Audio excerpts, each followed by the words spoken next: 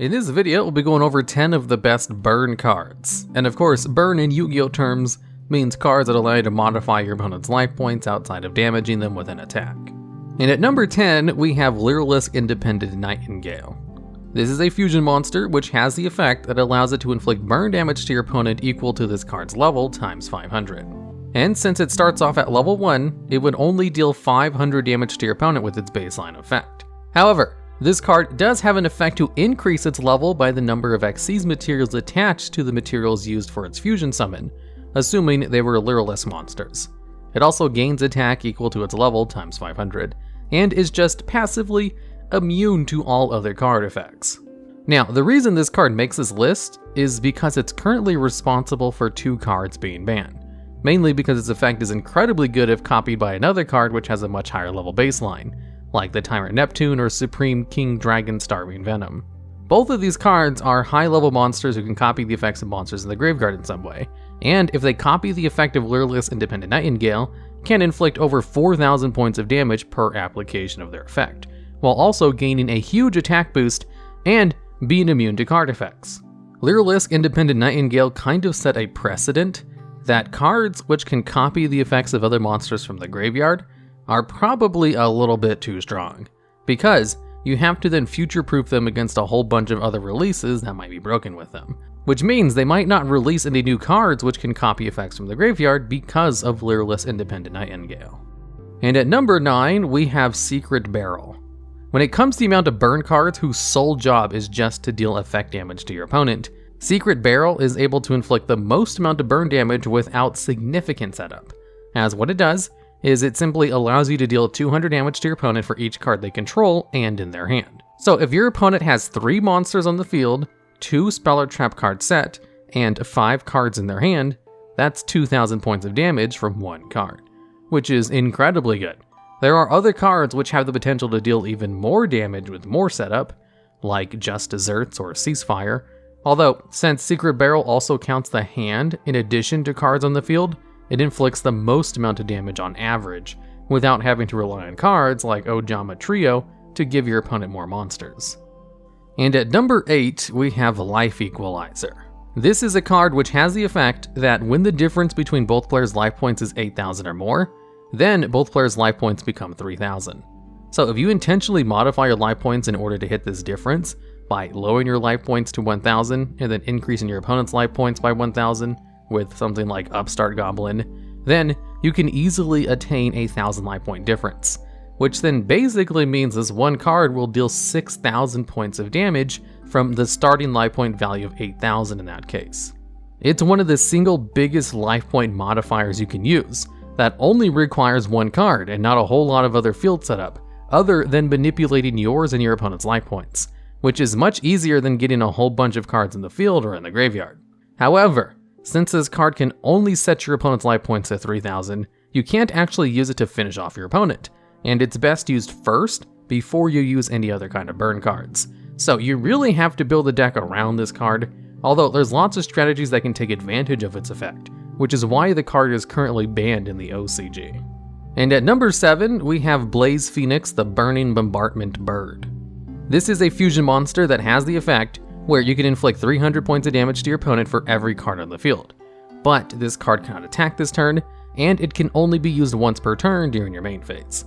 So, with the maximum amount of cards on the field, this one card can inflict 7,200 points of burn damage in one pop, which sounds like a lot, but that's not why this card is used, because that's a board state which is incredibly difficult to accomplish and requires your opponent to have a full board as well. The main way this card is used is by abusing the fact that it doesn't have a hard once per turn on its effect. So, if you have a way to infinitely loop this card and bring it out, like say with a combination of Chain Material, Fusion Gate, and Elemental Hero Electrum, you could just use the effect over and over again during your first turn, until you eventually burned your opponent with any number of monsters or cards on your side of the field. And that's why this card is currently limited to 1 copy in the OCG, as there was a way to pull this off without having to use cumbersome combos like the one I described with Chain Material. And as more and more cards come out, it makes it easier and easier to use multiple copies of Blaze Phoenix in one turn. And since this is a fusion summon monster which can deal burn damage, and only has a soft once per turn on its effect, It's just ripe for abuse to be used in a future FTK combo with the right amount of support cards coming out. And at number 6, we have Gem Knight Lady Lapis Lazuli. This is another fusion monster which can deal burn damage, although this one had a restriction placed on it so it couldn't be looped multiple times like Blaze Phoenix, where this card can inflict 500 damage to your opponent for each special summoned monster on the field. However, you can only fusion summon this card once per turn, and a hard once per turn on that. The limitation on this card is bringing the card out, and the hard once per turn does not apply to its burn damage effect. So, this card can still be used in FTKs by simply copying the effect of this card from the graveyard, thanks to another Gem Knight card, Gem Knight Master Diamond. Gem Knight Master Diamond has the effect where you can banish a level 7 or lower Gem Knight fusion monster from your graveyard in order for this card's name to become that monster's name, and to replace this card's effect with that monster's original effect. And since the activation requirement of Gem Knight Lady Lapis Lazuli is to send a Gem Knight monster from your deck or extra deck to the graveyard in order to inflict that burn damage, you can easily get other copies of Lazuli in the graveyard by just using its effect to deal burn damage, which allows you to set up Master Diamond by just using the combo like normal. And this is why Gem Knight Master Diamond was limited to 1 copy. Because if you had a full board of monsters, all of which were special summoned, and assuming the link zone is occupied with 1 monster, and your opponent doesn't have any monsters, so worst case scenario, that's 3,000 points of burn damage per application of the effect. So if you simply brought out 2 copies of Master Diamond, you'd be able to inflict 9,000 points of damage using the effect of Lazuli 3 times that turn. But if Master Diamond is limited to 1, then you have to use more resources to return Master Diamond to the extra deck in order to use its effect for a second time, which actually does a pretty good job of slowing down the combo. Technically, the FTK is still legal. You can just return Master Diamond to your extra deck with a Caustic Magician or Nightmare Unicorn in order to use it for a second time needed in order to perform the FTK. The FTK is partly responsible for Brilliant Fusion being banned as well. And at number 5, we have Chain Strike. This card is the cornerstone of one of the longest lived burn decks in the game, Chain Burn, which is all about using a whole bunch of singular strong burn cards like Secret Barrel in conjunction with each other in order to get to high chain links. That way you can activate the effect of Chain Strike to inflict the most amount of damage. As what Chain Strike does is it makes use of the chain link mechanic of the game, where when you activate cards in response to another, they cause a chain, which resolves backwards, and then you count the number of chains for every card activated in response to each other. And Chain Strike deals damage based on which chain link this card is activated during a chain link times 400, as long as it was activated with a chain link 2 or higher. So you can activate Chain Strike as a chain link 4, after 3 cards were chained to each other, then Chain Strike would deal 1,600 points of damage in that case. If used as a chain link 5, then it would deal 2,000 points of damage, and so on and so on. It deals more damage based on longer chain links. Although it does have a limitation where you can't use it if multiple copies of the same card or effects are involved in that chain link, so you can't cheese the mechanic by having a whole bunch of cards that chain to each other, chaining off of each other, in order to get an infinite chain link. So, on the surface, this doesn't seem that bad, considering the ridiculous amounts of damage a lot of the other cards I've talked about are able to accomplish in 1 turn. The problem with Chain Strike is that it's real easy to set up high chain links in decks that are specifically built around trying to get this card off, and with cards that also inflict high amounts of burn damage, like Secret Barrel. And there's also the fact that a second Chain Strike can be used on top of another Chain Strike. So if you get to a chain link 5 and then activate Chain Strike, that will be 2,000 points of damage from that 1 card. But then you can activate a second copy of Chain Strike on top of that one, which would inflict 2,400 points of damage.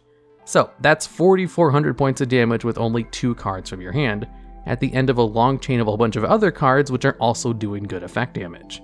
That's why Chain Strike is currently limited to 1 copy.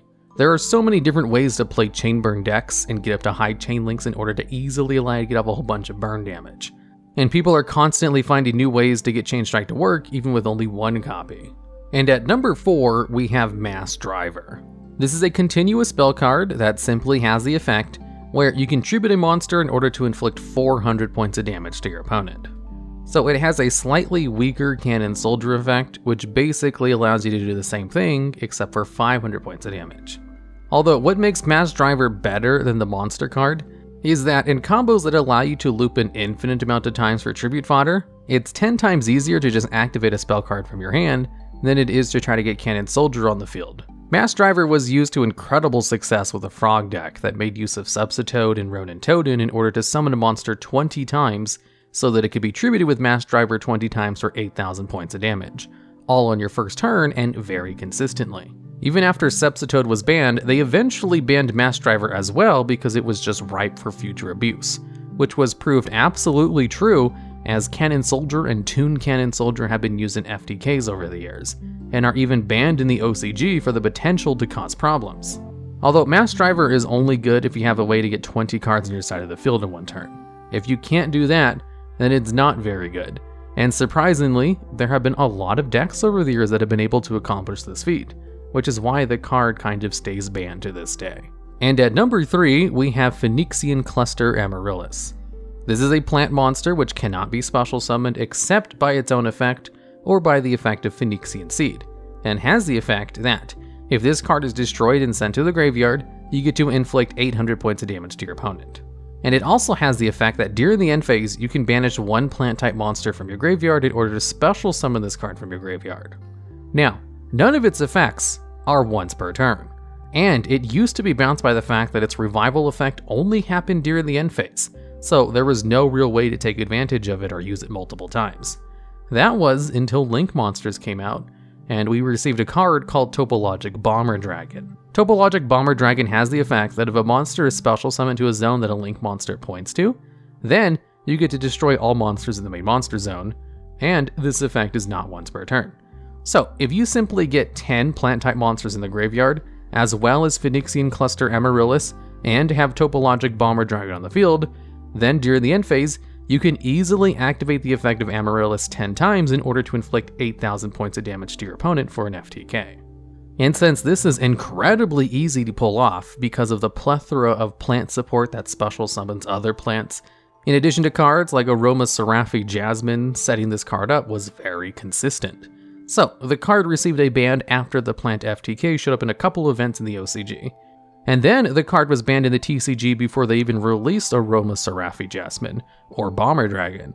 Setting up the plant FTK was a lot easier than a lot of the other FTKs I've talked about so far, which is why it deserves a higher spot on this list. And at number 2, we have Tempest Magician. This is a level 6 synchro monster, which requires a spellcaster type monster as one of its non-tuner materials, in addition to a generic tuner, which has the effect that when it's synchro summoned, you can place one spell counter on it. Then you can discard any number of cards to place spell counters on monsters you control for each card you discarded. And it has a third effect, which allows you to remove all spell counters on the field to inflict 500 points of damage to your opponent for each spell counter removed. So, if you have 16 spell counters on the field, that's enough for 8,000 points of damage, and of course is an FTK you've done on your first turn. There have been many decks in the past which have been able to get 16 spell counters on the field during your first turn, although almost all of them were just gimmicks, or very fragile to any kind of disruption. It wasn't really until the Endymion archetype came out where getting spell counters on the field while also playing a good deck started to become more commonplace, and the Endymion archetype also has a whole bunch of spellcaster type monsters which facilitates bringing this card out easier. But even with the Endymion cards, Tempest Magician FTK wasn't super relevant, but the fact that it could be played alongside an already good deck by only adding in a couple of extra cards meant Tempest Magician was banned in January of 2020. Generally, Konami doesn't like FTK strategies when they're consistent, but they are fine with them as long as they're incredibly inconsistent. And Tempest Magician got even better, as in March of 2020, a couple of months after it was banned, they released a new Link monster for the Endymion archetype called Selene, Queen of the Master Magicians. This card is a Link 3 monster, which simply requires 2+ monsters as materials, including at least a spellcaster type, and when it's Link summoned, you get to place spell counters on this card equal to the number of spells on the field or in the graveyards.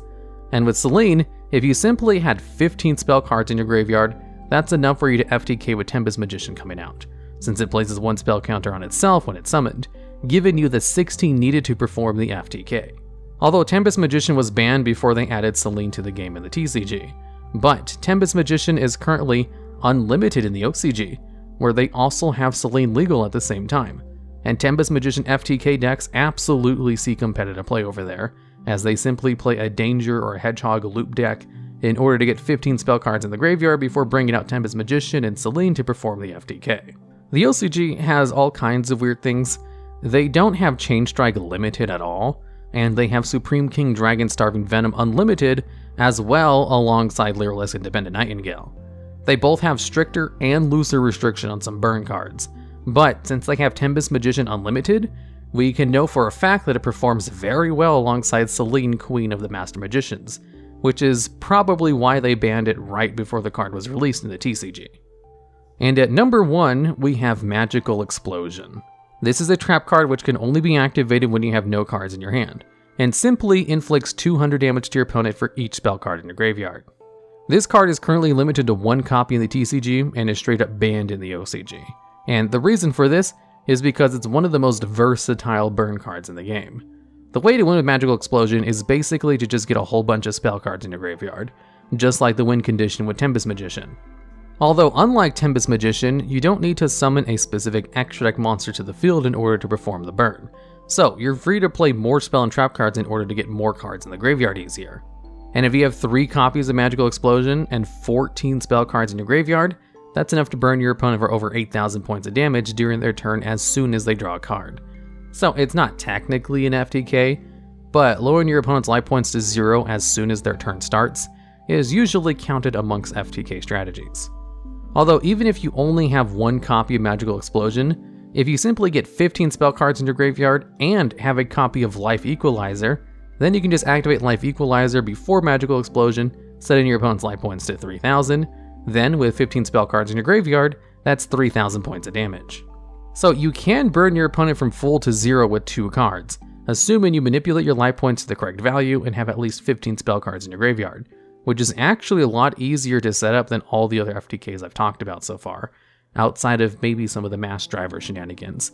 It's just not as consistent with Magical Explosion at 1 copy. It's a lot easier to burn your opponent with spell and traps than it is with monsters. And these are only just a few examples of how Magical Explosion can be used. There are so many different kinds of decks that can use Magical Explosion to win, that it's kind of hard to hit other cards around it in order to stop the card from just constantly seeing play in a new Magical Explosion FTK deck. That's why the OCG went and banned both this card and Life Equalizer. Although in the TCG, Life Equalizer is currently available at 3 copies, and Magical Explosion is only limited to 1 copy. So the combo is still technically legal over here, as of writing this video anyway. So while it might not be able to deal as much damage as some of the other cards, the kinds of decks that can make use of Magical Explosion are incredibly consistent and versatile, which is why it takes number 1 spot on this list. Alright, and that's the list. There are a ton of pure burn cards that I didn't talk about outside of Chain Strike and Secret Barrel, mainly because a lot of the singular cards are just better if you build your deck around them. So if you think I missed any other better burn cards or have ideas for future videos just like this one, I'd love to hear about them down in the comments. And did you know, if you're not subscribed to this channel, YouTube will still recommend my videos to you anyway if you watch them all the way to the end like this one?